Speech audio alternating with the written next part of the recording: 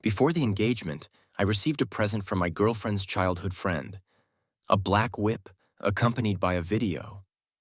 At first, I assumed it must be a joke, but within seconds, the content of the video left me utterly speechless. There, before my eyes, was my once aloof and dignified girlfriend, stripped of all pride, and I stood frozen in disbelief. Noah laughed without restraint and taunted, "Did you really think she loved you? This is already my 13th whip." In the midst of our intimacy, I noticed Sophie's brows knit slightly as her body began to tremble uncontrollably. I looked at her and suggested, maybe we should stop for today. Even though she had always maintained a certain distance, even when depending on me, her usual reserve seemed amplified in those moments. Despite the tenderness in our touches during even the most passionate encounters, we always observed a respectful distance, careful never to cause harm. Sophie gently released her arms, smiled softly, and agreed. "Yeah, let's stop here for today. I'm going to take a shower and freshen up, or else I won't be able to sleep," she explained as she gracefully gathered her silk clothes and slid off the bed. As she moved, the sleeve of her silky robe brushed against her milky white leg, tracing a delicate arc. Rising with beads of sweat glistening on her jade-like back under the light, she drifted toward the bathroom. Not long after, as I was on the verge of sleep, the phone rang. Sophie whispered something, then softly told me, "Honey, my dad needs something. I have to step out for a bit, but I'll be back soon." Too exhausted to protest, I nodded drowsily and quickly slipped back into sleep. I lost track of time until the phone's sharp ring yanked me from a deep slumber. Groggily, I picked up the call. It was Sophie. "Hello? What's wrong?" I asked. Silence stretched for a long moment on the other end before I heard her voice again, interspersed with faint breathing and the rhythmic, crisp, snapping sounds of a whip slicing through the air. I sat up, alarmed. "Sophie, what's happening?" Seconds later, her voice returned, calm, yet oddly distorted. "Nothing's wrong. I just tripped going up the stairs. Honey, I miss you so much." Her words warmed my heart and drew a smile to my lips as I teased her, "Why are you so clingy? You've only been gone a little while and already you miss me." After a pause filled with silence, she finally murmured, "Yeah." The next morning, Sophie returned, stumbling into the room and collapsing onto the sofa as though she'd just been through a fierce battle.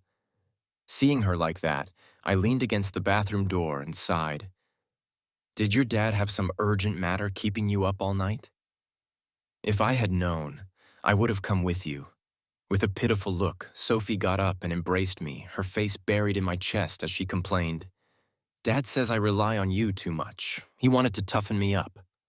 I was about to respond when I noticed a small, conspicuous red mark on an intimate part of her neck.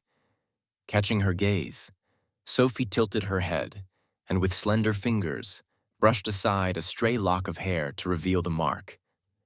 "It was just mosquitoes at the office last night. I got bitten a few times," she said, lightly pressing her fingertips over the area as if to soothe an itch. "It still feels itchy. Do we have any anti-itch cream at home?" I hesitated. The mark's location and shape were too suggestive to dismiss. How could it be? Sophie and I had been together for many years, and she had always been devoted to me. I struggled to reconcile this image with the unthinkable notion of betrayal. Despite the weight of history between us, an uneasy feeling churned within me. "I'm off to work," she added casually, draping a light blue shawl over her shoulders as she headed for the door. The delicate fabric skimmed her form, soft ripples following her graceful movement, while a pearl-white dress accentuated her slender waist. Pausing to glance at her reflection in the mirror, her clear eyes curved into a faint smile before she stepped lightly across the threshold, planted a quick peck on my cheek like a playful bird, and vanished from sight. After she left, I sank into the sofa, lost in thought. A WeChat notification appeared, a friend request from someone I recognized. Noah, Sophie's childhood friend. I was puzzled. Why would he suddenly add me? Noah and Sophie had grown up together, yet Sophie had grown to dislike him. Whenever they encountered each other at social gatherings, she would avoid him as if he were a pest. I remembered how she once described him, a reckless playboy from his study abroad days, leaving a trail of broken hearts. "That guy is a psycho. Don't ever be like him," she had warned me.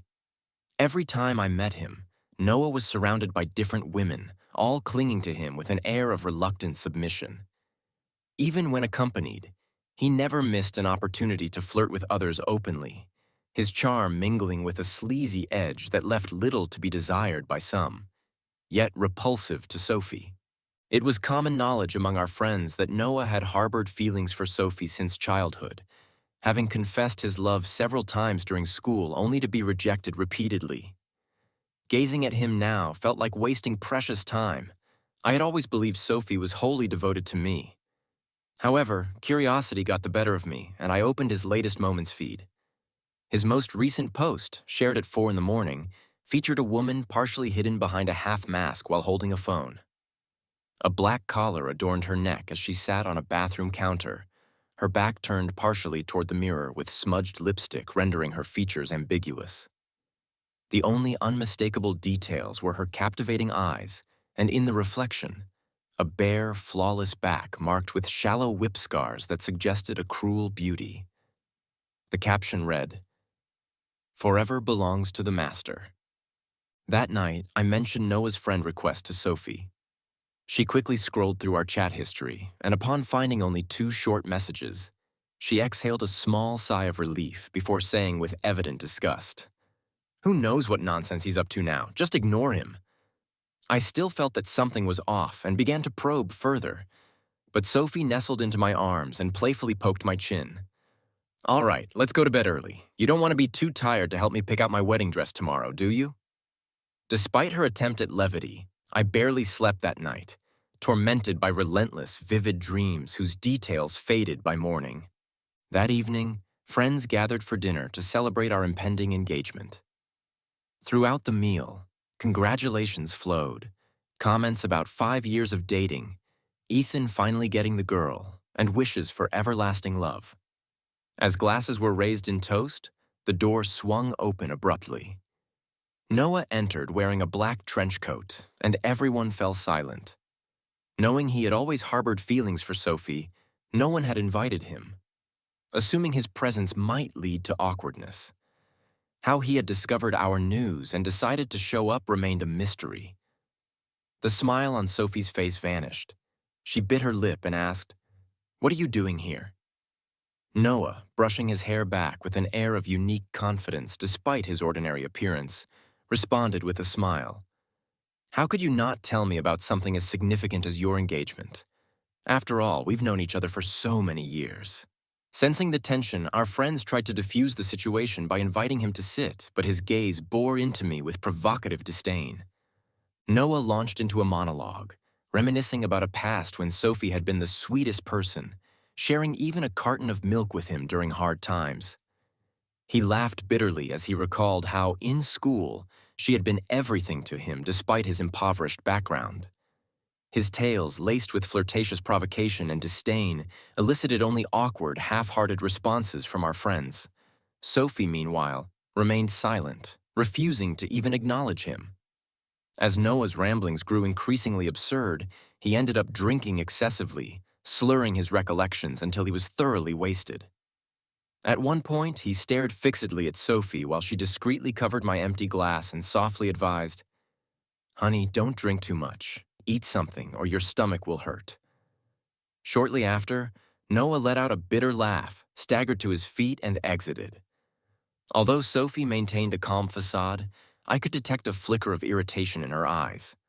I asked, "What's wrong, Sophie? Do you have something on your mind?"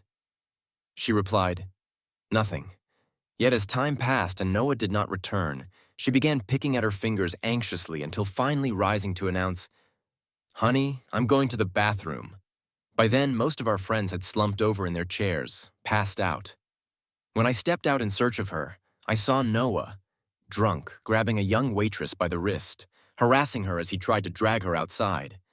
The poor girl struggled, and just as I was about to intervene, a figure rushed forward and slapped Noah hard across the face. The waitress fled, and Noah, stunned, fell to the ground. He was about to shout in anger, but when he looked up and saw Sophie, he simply shook his head and slowly stood, muttering complaints.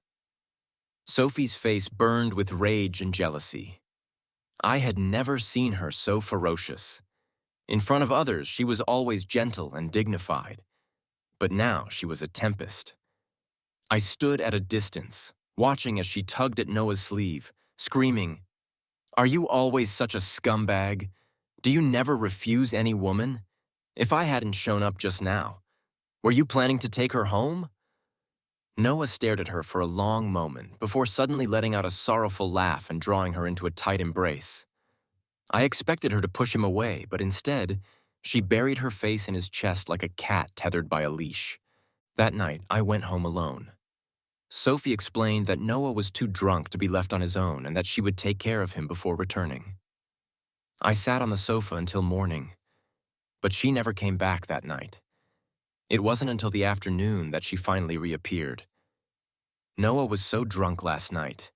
We grew up together, and if something happened to him, I wouldn't be able to face his parents," she said as she hugged my arm, her dark eyes filled with a mix of affection and urgency. "Honey, there's truly nothing between me and him. Don't be upset." Just as I was about to speak, I noticed her bag. One of the outer pockets was bulging. Curious and apprehensive, I reached in and froze at the sight of an open box of condoms. The day before our engagement, I sat on a bench, staring blankly at the hall where we had spent countless days and nights preparing for tomorrow. The space now felt vast and eerily quiet. The golden wall sconces cast crisscrossed beams of light that etched shadows resembling cracks in the lampshades, while densely arranged roses and lilies released a sickly sweet, almost suffocating fragrance. The deep red velvet curtains, thick and opaque, though their bottom edges had faded, stirred memories shrouded in darkness that trudged through my mind like muddy boots. That day, my friend Chin Zhe remarked, "Your fiancée is so beautiful, brother. You're really lucky to be marrying her." For no apparent reason, I merely stared at him, unable to respond, haunted by the recurring image of that box. Sophie had explained that Noah had planted the box in her bag intentionally. He had always harbored ill intentions toward her, jealous of our engagement and determined to sabotage our relationship. She swore she loved only me, and the hurt in her eyes seemed genuine. After so many years together, I had always trusted her. How could I now be forced to entertain such an absurd conclusion? Shame crept in at the thought of not trusting my future wife, the woman with whom I had shared every intimate moment, the one who had stayed up through countless nights caring for me when I was ill. Yet a part of me, a cold and mocking shadow, seemed to revel in my self-deception. It felt as though I stood on the precipice of a solid ground that could suddenly vanish with one gust of wind, plunging me into an endless abyss. Perhaps it wasn't that I couldn't figure it out, but rather that I refused to. 5 years of meticulously built love couldn't simply unravel like this.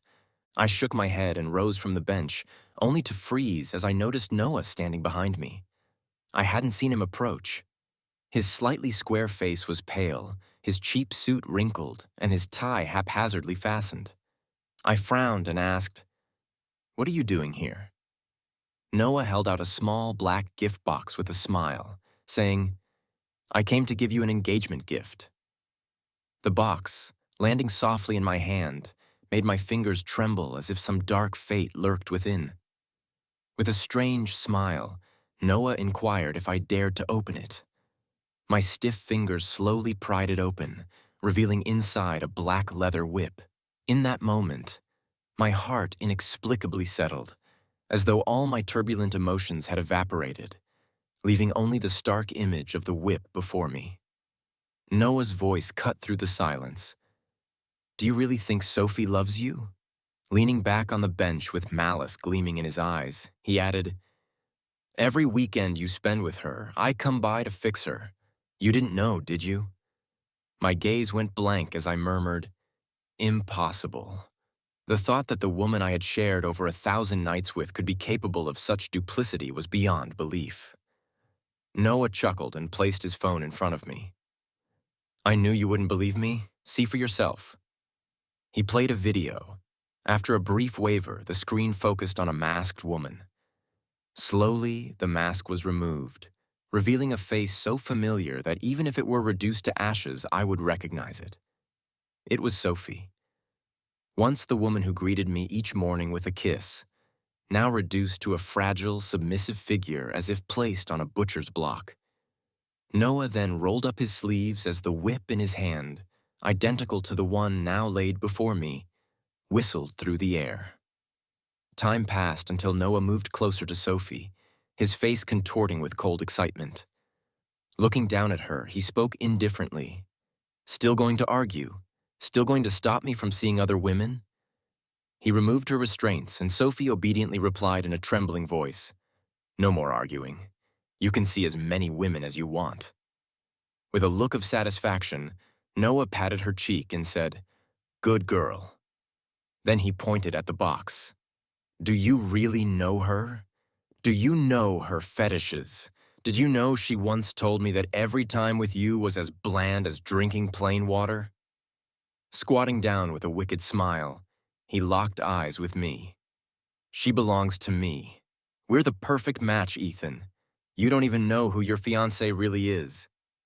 Do you remember what she said when she called you that night? That call was merely part of our game. That night, after I took her home, I was furious that she tried to stop me from picking up another girl. You saw that box, right? I only have one left." Narrowing his eyes in smug satisfaction, he continued, "You were never meant to be with her.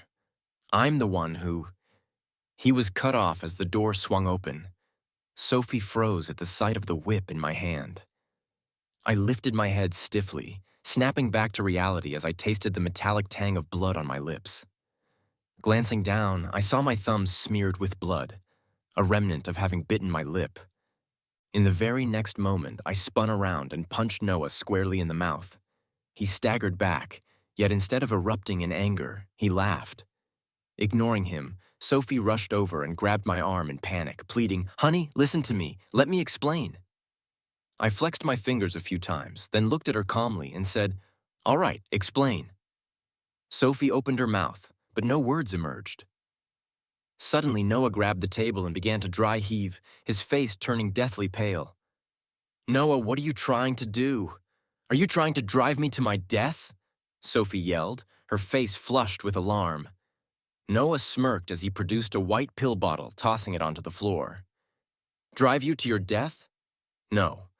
Sophie, before you came to see me, I swallowed an entire bottle of sleeping pills. Today, either you come with me or you watch me die right in front of you." Sophie picked up the bottle, screaming, "Noah, are you insane?" He laughed maniacally.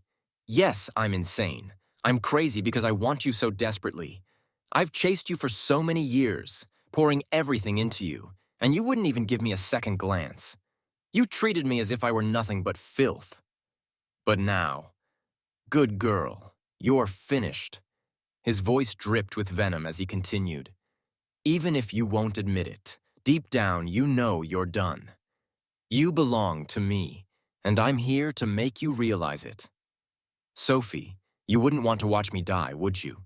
You'd feel guilty and suffer for the rest of your life. Your noble heart couldn't bear that, could it? You don't want me gone, because deep down you know we're the perfect match."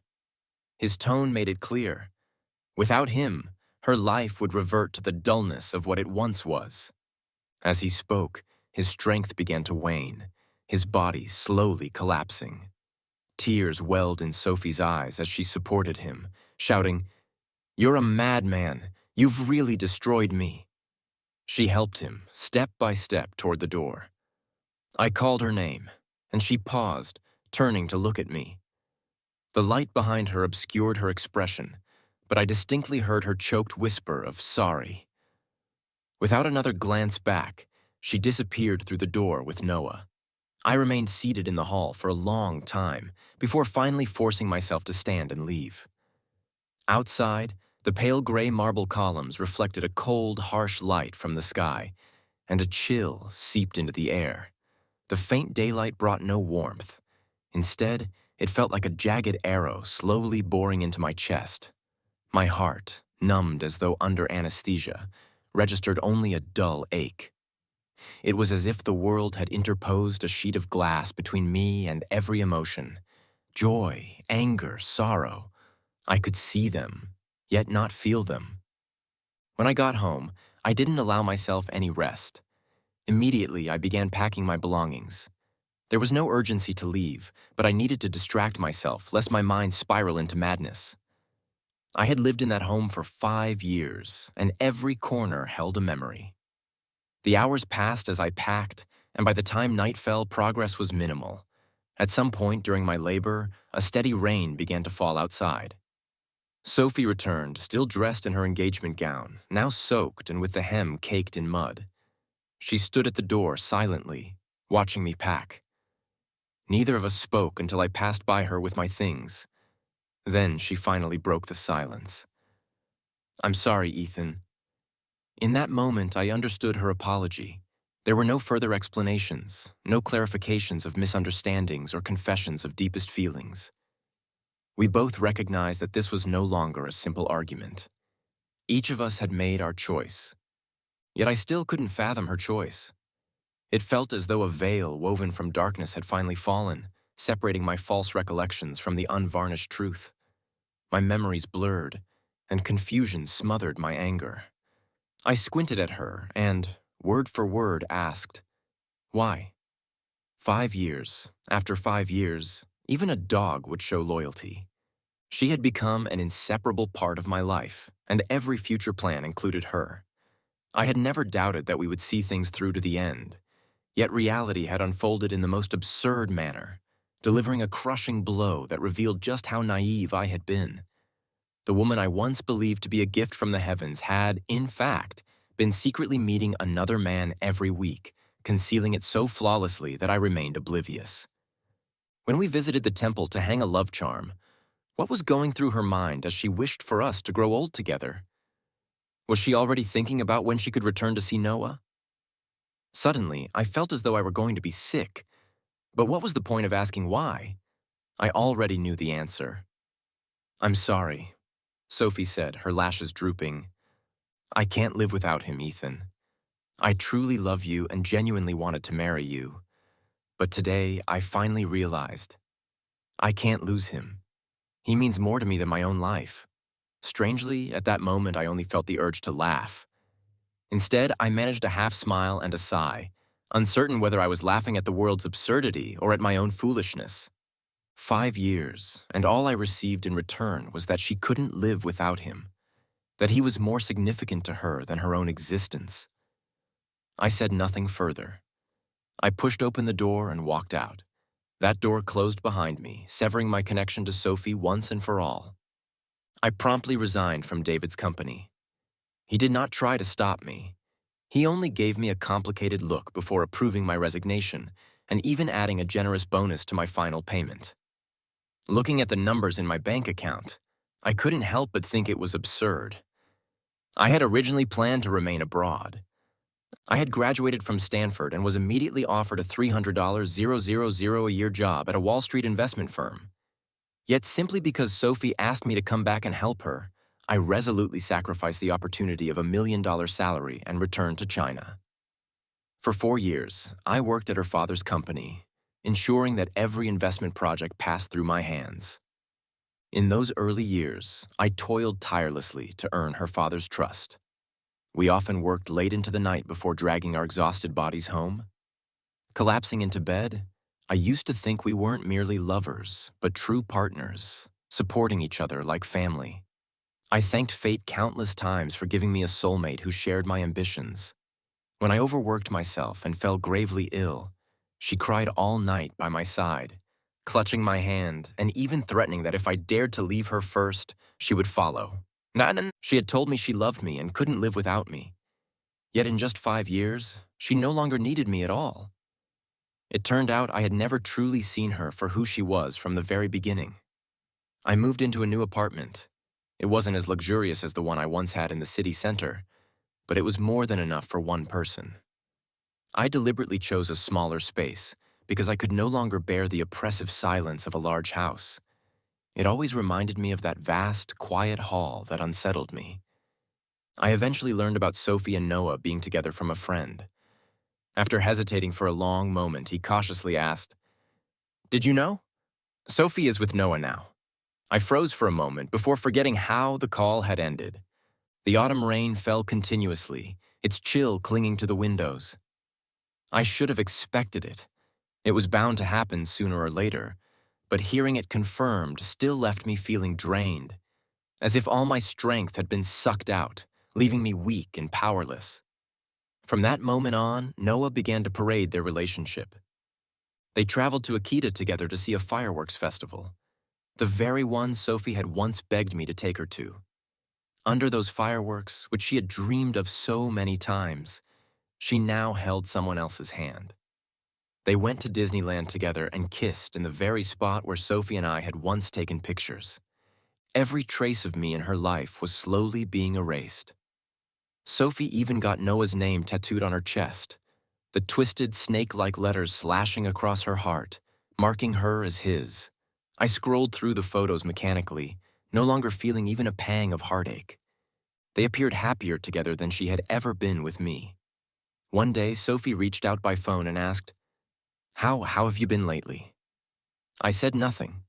After a sigh, she continued, "Ethan, I'm really sorry. I want to make it up to you. Just tell me what you want, and I'll do anything." I knew her call was not born of affection but of guilt, a way to soothe her conscience so she could move on. It was strange. Though only a few days had passed since we broke up, her voice sounded so unfamiliar. I couldn't even recall the soft tones she once used. All I could remember was the odd, distant sound from that video. Perhaps because I hadn't eaten, my stomach suddenly lurched. I practically crawled out of bed and rushed to the bathroom, where I vomited uncontrollably. After what felt like an eternity, I finally stood up, feeling as though I had expelled everything from within me. In the mirror, my pale face was drained of color except for my red, bloodshot eyes. On the other end of the phone, Sophie's concerned voice asked, "Ethan, are you okay?" But the next second, I heard Noah's voice. "Sophie, I see you still haven't learned your lesson." I slumped against the wall, hung up, then removed the SIM card from my phone and flushed it away along with everything else. After I left, I began dreaming about her often, always recalling that snowy day when we first met. In my dreams, the wind had blown her hat over her eyes, causing her to trip and scream as she slid forward. I hadn't had time to react. When she collided with me, I instinctively caught her, and we both tumbled to the ground. I cushioned her fall, and though her face was still partly hidden by her hat, she mumbled a flustered apology. I winced as I removed the hat from her face. Even after 5 years, I remembered that day vividly, the snow glowing yellow under streetlights like golden dust falling from the sky. When I saw her face, I froze for a moment. Her long eyelashes brushed away the snowflakes before she raised her brows with a hint of a smile. Her cherry blossom pink lips curved like winter-blooming flowers. In that brief moment when our eyes met, I thought only one thing. She was beautiful. That was my first meeting with Sophie, and as beautiful as the beginning was, the end turned out just as ugly. I would always wake from those dreams, caught between the warmth of memory and the coldness of reality. Night after night, I lay awake until morning, suffering from insomnia. I eventually began dreading the arrival of night, unable to stop my mind from wandering to what Sophie and Noah might be doing at that moment. The thought drove me mad with anger. I knew I was sick. There was nothing I could do.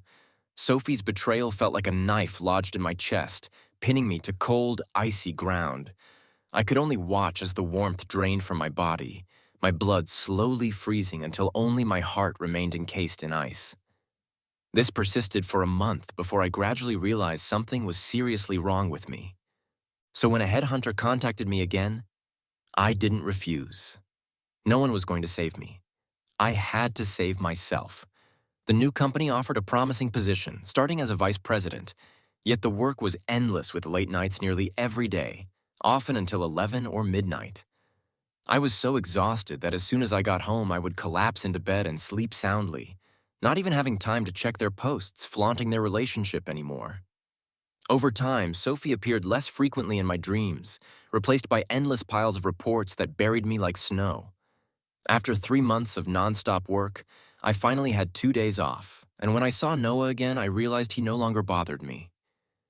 It had been a long time since I'd thought about Sophie. Truly, time is the best healer. The wound I once believed would never close had finally begun to scab over. Despite my efforts to avoid news about Sophie, her name would occasionally surface when I was out with mutual friends. Someone would remark, "Aren't they supposed to be engaged soon? They've been together for a while now." I heard from a friend at a jewelry store that Noah was having a custom diamond ring made, while another friend, closer to them, scoffed.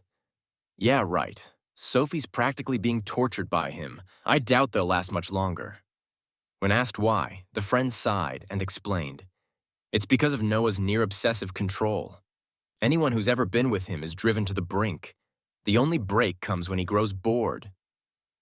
Don't let his affairs fool you. His girlfriends aren't free. They're stripped of every ounce of freedom, even forbidden to speak to other men. His control is suffocating. If Sophie ever steps out of his sight, he tracks her through her phone, humiliating her at every turn. I remember once, in front of all of us, he publicly humiliated her.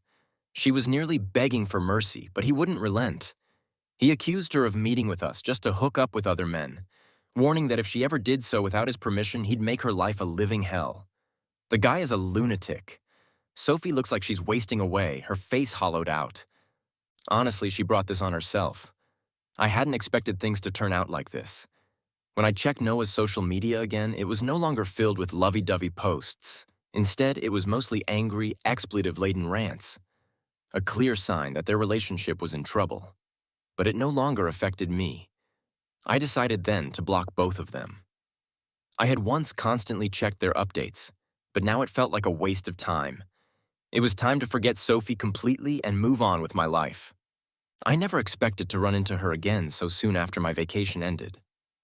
I had just landed a new investment project targeting Tunghua, David's company, and as I pored over the investment proposal, I couldn't help but laugh bitterly.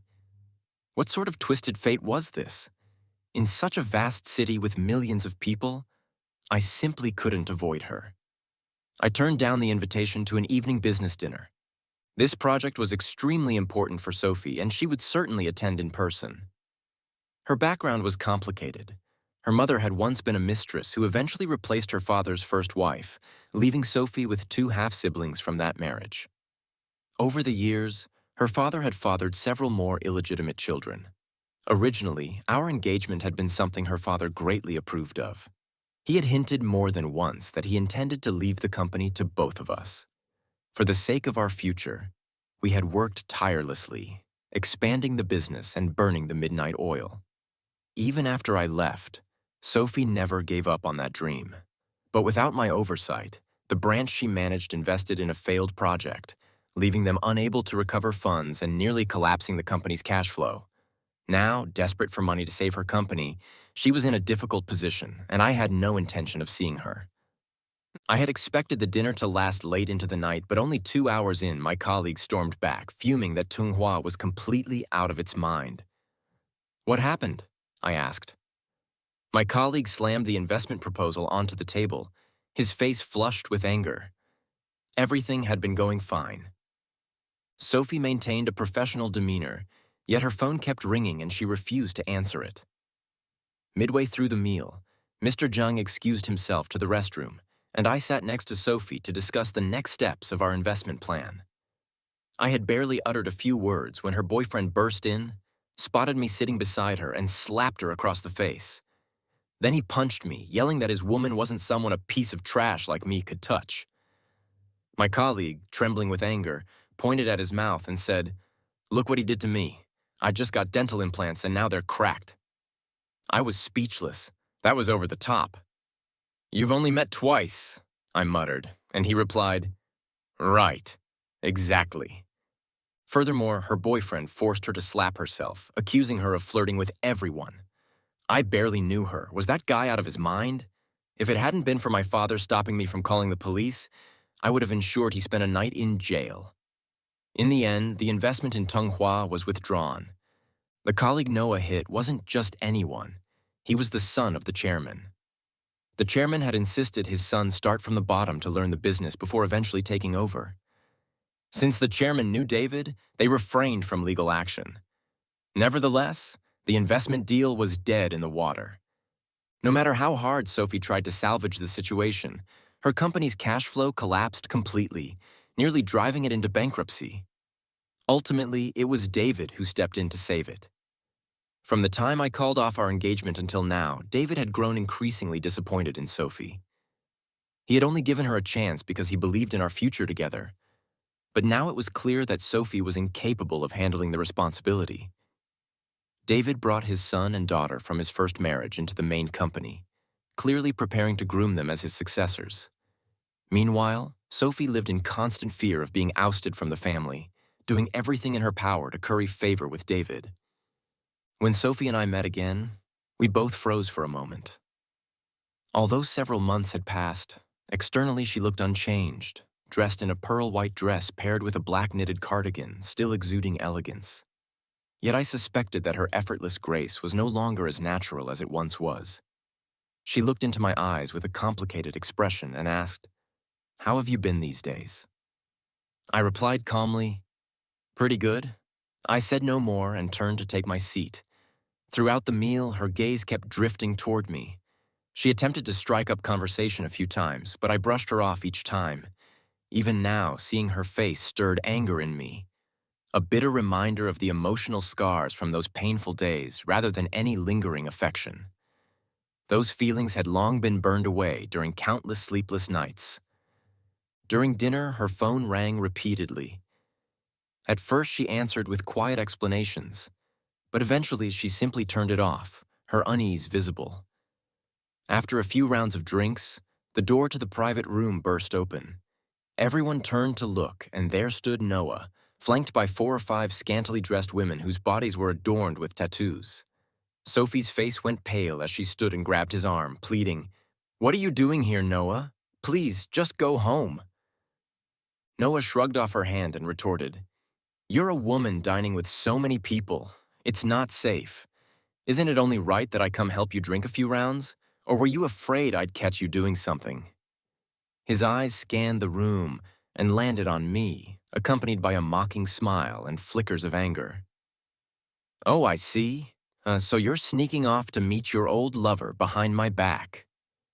The vice president sitting next to Sophie squinted at him, rubbing his chin with a playful smile. Before Sophie could reply, he gestured toward a chair and said, "Mr. Ito, please have a seat." Noah shot me a glance, smirked while wiping his nose and crossing his legs, then settled into the chair. The women giggled as they draped themselves around him. Noah then said, "Sorry for the scene. Sophie is my fiancée." The people at the table, all seasoned business professionals, greeted him with polite smiles. Their faces remained unchanged, and although their words praised the success of the couple, their eyes revealed subtle mockery. One person even inquired, "When's the wedding? We'd love to attend." Despite their courteous smiles, I overheard someone nearby snickering and shaking their head in disbelief at the occasion. Everyone was formally dressed and there to discuss business, yet Noah, as usual, was casually attired, flaunting his entourage in a manner that was utterly inappropriate for the setting. Oblivious to the discomfort he caused, Noah poured himself a full glass of Mayo Tai, stood up and raised his glass. "Thanks to everyone for taking care of my Sophie. I'll down this one first. Feel free to join. Cheers to Mr. Ito." His words were filled with praise, yet the tone and the looks exchanged suggested he was mocking the situation. No one cared about the meal or the drinks. We were there to conduct business. Noah treated the evening like a casual bar outing, throwing back his drinks and spouting nonsense.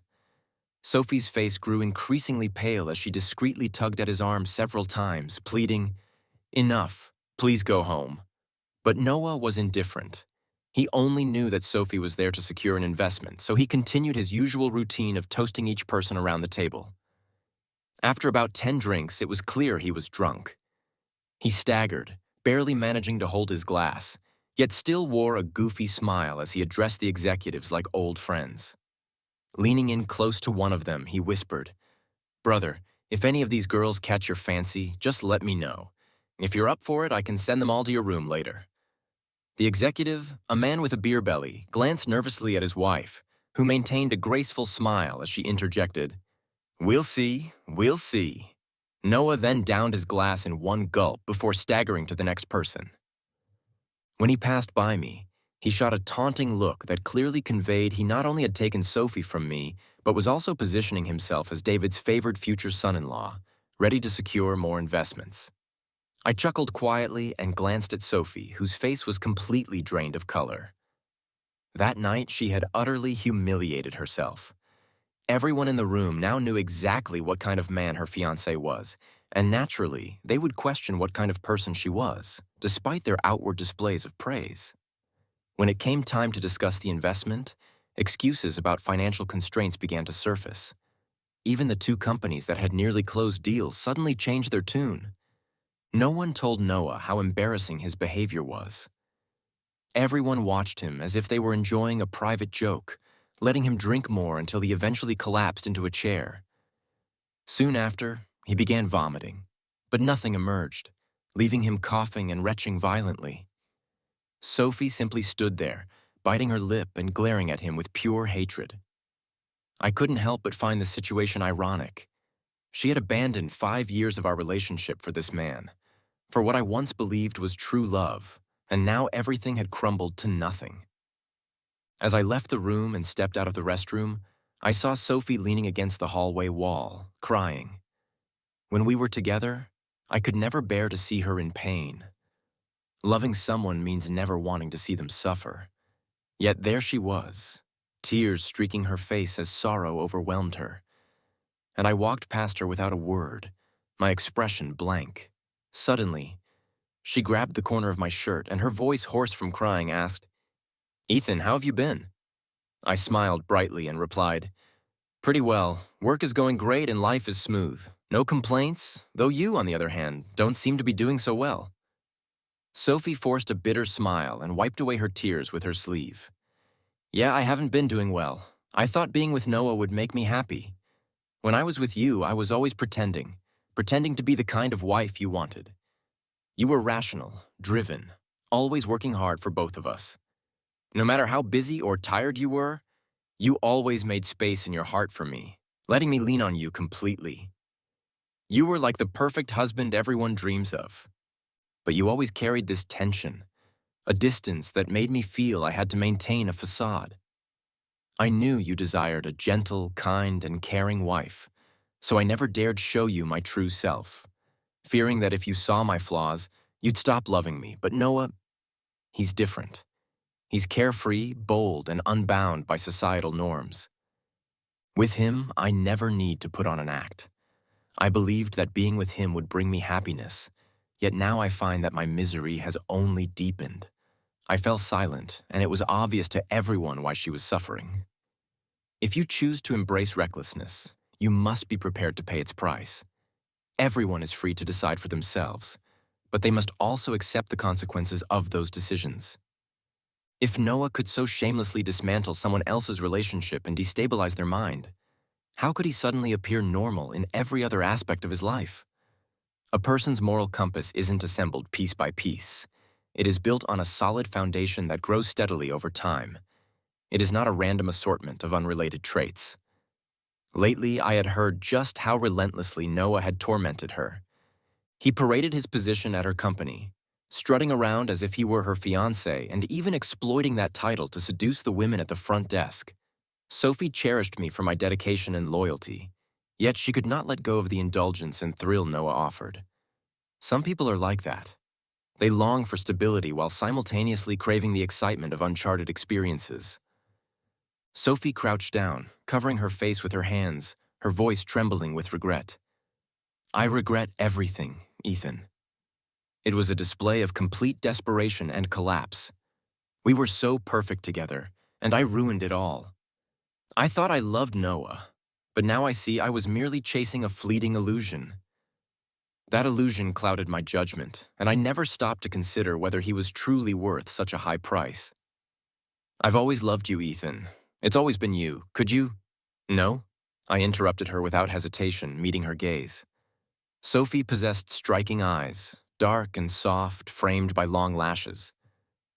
I had once been lost in the warmth of those eyes time and again, but now they only repulsed me. "Don't disgust me, Sophie." Her face went pale, and I stepped past her, walking away. Sophie soon broke up with Noah, a fact a friend relayed to me with a gleeful tone. "I told you they wouldn't last. Just look at Noah, always fooling around and acting like a complete mess. Anyone who marries him must be blind. And you once treated her so well, working yourself to the bone for her. Are all women like that? They reject the man who is committed and kind, falling head over heels instead for the one who torments them into misery." I ended the conversation abruptly. I really don't want to hear about them anymore. Let's discuss something else. There was a time when I couldn't get over it, but after seeing Sophie the last time, I realized I had moved on. That woman was never truly the one I loved. What I adored was just a fantasy she had fabricated. Still, the fact that Sophie and Noah broke up did not sit well with me. Noah was obsessive, and I doubted he would let go so easily. Sure enough, a few days later, my phone exploded with messages from our group chat. Glancing at it, I saw screenshots of Noah's social media posts. "Damn, Ethan, check out what Noah posted. This guy is insane." In those screenshots, Noah had uploaded dozens of photos of himself with Sophie, the content so explicit that it left nothing to the imagination. Strange devices, bizarre acts, things I had never even heard of. He had written a long, twisted post to accompany the images, revealing a dark background. Noah and Sophie had started middle school together at the age of 13. Back then, as immature girls, they formed cliques and began picking on those who didn't fit in. What started as idle gossip quickly escalated into insults and eventually physical bullying. Sophie, the daughter of a mistress, became the target. Noah wrote, "Sophie, we've known each other since childhood. Perhaps you have forgotten what happened when we were 13, but I never will. You were cornered and slapped repeatedly until your face bore the marks. I also remember how you tried to please them. The more they bullied you, the more you admired them. You even joined their group, giving them money and running errands. And when they hit me, you laughed along with them. To you, I was nothing more than filth, just as those girls said. You and they turned me into this monster. They've paid for what they did, but you'll never escape me. Not in this life. I'd rather die than let you go." His post ended with 3 menacing exclamation points. Even through the screen, I could picture the manic expression on his face as he typed those words. This lurid spectacle spread like wildfire, first through local chats and then, inexplicably, onto Weibo. Suddenly, the situation spiraled out of control. Sophie wasn't famous, yet David, the head of Lou Group, was a household name across the country. A scandal involving a wealthy heiress and her depraved relationship shot to the top of the trending topics.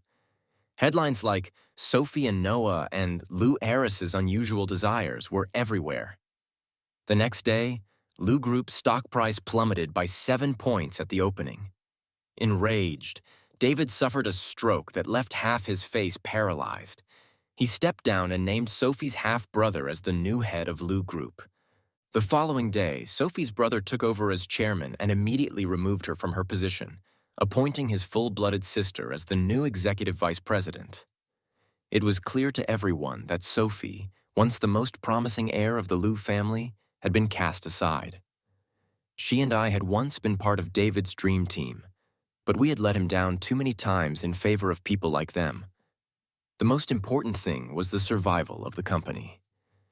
It didn't matter if the successor was male or female, had affairs, or lacked personal integrity. What mattered was protecting the family's interests, but a woman publicly humiliated and involved in such a scandal was beyond saving. Foolish people cannot protect their own interests, let alone the family's. Everyone knew that Sophie's brother would eventually take revenge on her. His mother had been driven to death by Sophie's own mother, the mistress, and now that he had power, his payback was inevitable. Sophie was finished. On the day she arrived, It was the season's last autumn rain. The cold drizzle hinted at the coming winter. I opened the door to find Sophie standing outside, her dress soaked through, her meticulously styled hair clinging to her face, rendering her both beautiful and disheveled. I asked, "Why are you here? What do you want?" Sophie looked down, a bitter smile tugging at the corners of her mouth. "Where else could I go?" I replied indifferently. Sophie was still David's daughter, the Lou heiress, and I didn't believe for a second that she had nowhere else to turn. She was simply playing the victim once more.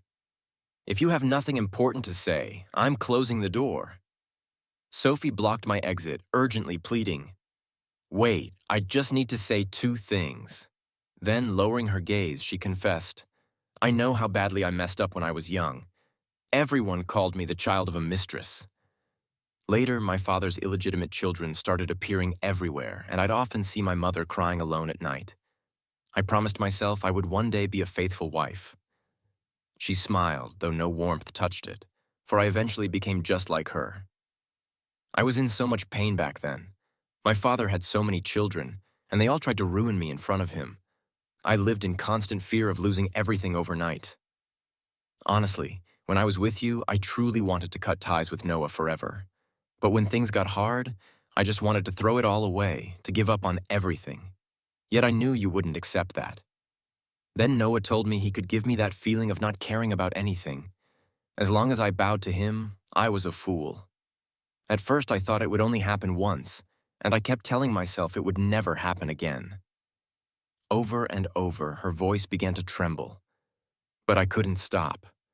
The sensor light in the hallway flickered and then went out, leaving us in dim light. Tears shimmered in Sophie's eyes as she said, "I know I wronged you, but Ethan, I truly love you. I regret everything. Only now, after all this time, do I realize I never loved him. It was just a twisted dependency. You've always been the one I loved. I'm begging you, please give me one more chance. I swear I'll never hurt you again. Think of everything we've been through." Sophie had always been the apple of the Lou family's eye, adored and pampered all her life. I had never seen her so humble. To be honest, I once believed that Sophie had loved me. I had seen that love in her eyes. But how deep could that love have been? She had chosen Noah over me, the man who dragged her into darkness. She had come to me only after all her indulgence had left her empty. Her love was too cheap. In truth, she had only ever loved herself. As she reached out to take my hand, my eyes fell on the marks along her wrist, red scars stark against her pale skin. I froze and stepped back. "What are those?" I asked. Things did not end as quickly as I had expected. Instead, they escalated to an even more dramatic level. Internet sleuths, with their incredible investigative skills, uncovered yet another layer of the story behind Sophie and Noah's breakup. My mom works at the city hospital, and word is that Lou Eris came in for a checkup and tested positive for syphilis, already at stage 2. The comments section overflowed with remarks like, "Serves her right for playing around like that. Who else would get it if not her?" Then a familiar avatar posted a shocking revelation. The disease had been transmitted by the guy. I know the girl in real life. She had a boyfriend for 5 years, and they were about to get engaged. Their relationship was great until this guy stole her away. But this time, they broke up because they had a fight.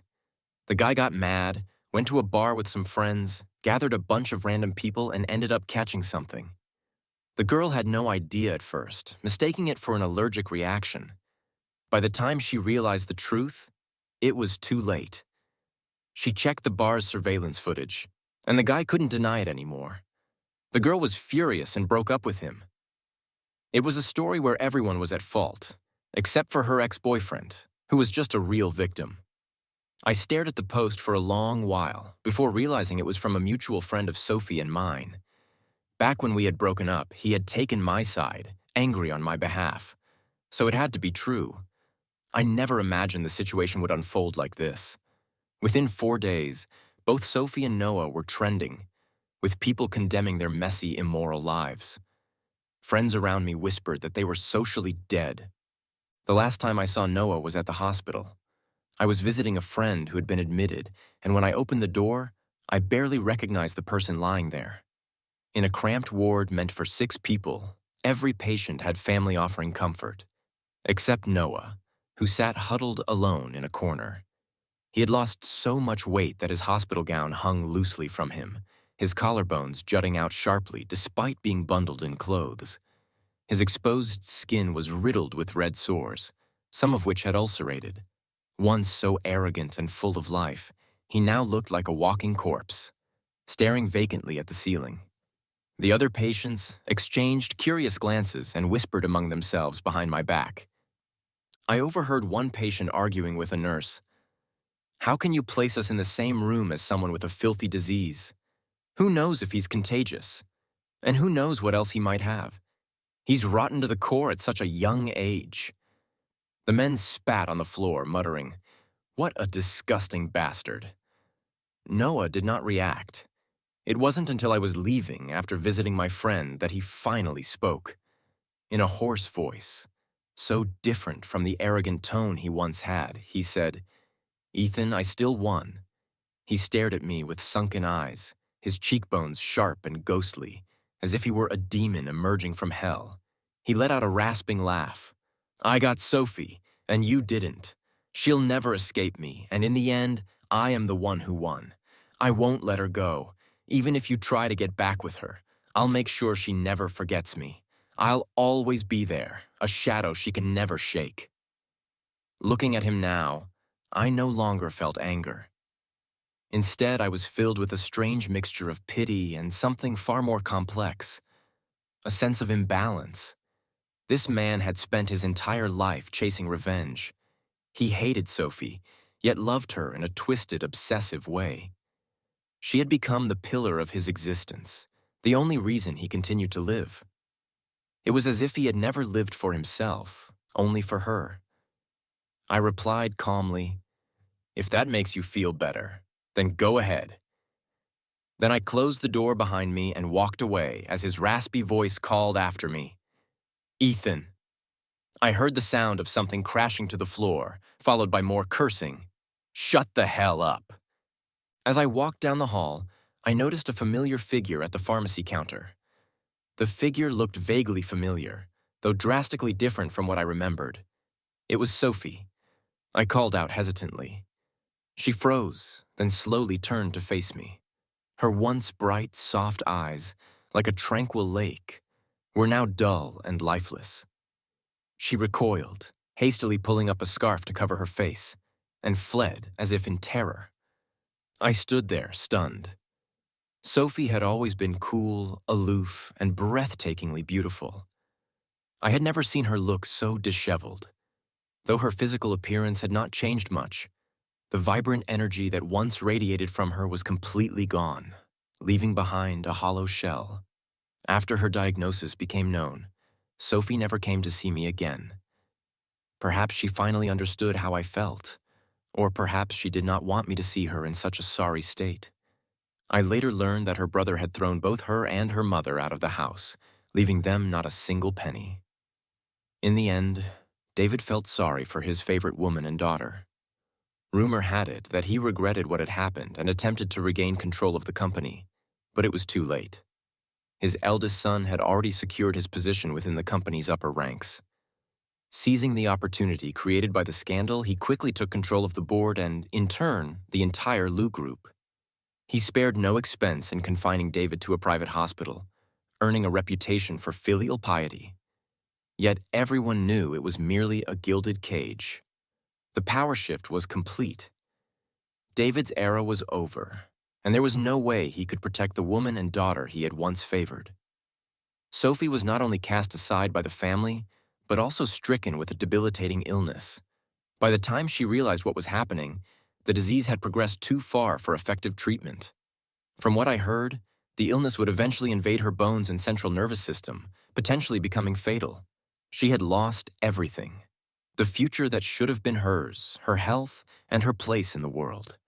Raised in luxury, how could Sophie ever survive such a blow? Friends whispered about the misery that had overtaken her life. Yet seeing her in person stirred a strange mixture of emotions within me. But who could she blame? From the very beginning, these were all her choices, and she alone had to bear the consequences. When the ice on the lake in the park began to thaw, I received a call from head office. They were opening a new branch in Italy and wanted me to serve as the president of the new company. After contemplating it for several days, I decided to accept. For so long, my life had revolved around Sophie, but that chapter was now closed. It was time to start afresh. As the plane ascended above the clouds, I gazed out the window. The lights on the ground sparkled like stars scattered across the landscape. Then, with a roar, the plane plunged into a thick bank of clouds, obscuring everything below. For a moment, nothing was visible. When I finally opened my eyes again, a beam of orange light streamed in through the window. I turned slightly. Outside, the sky burned with the glow of dawn.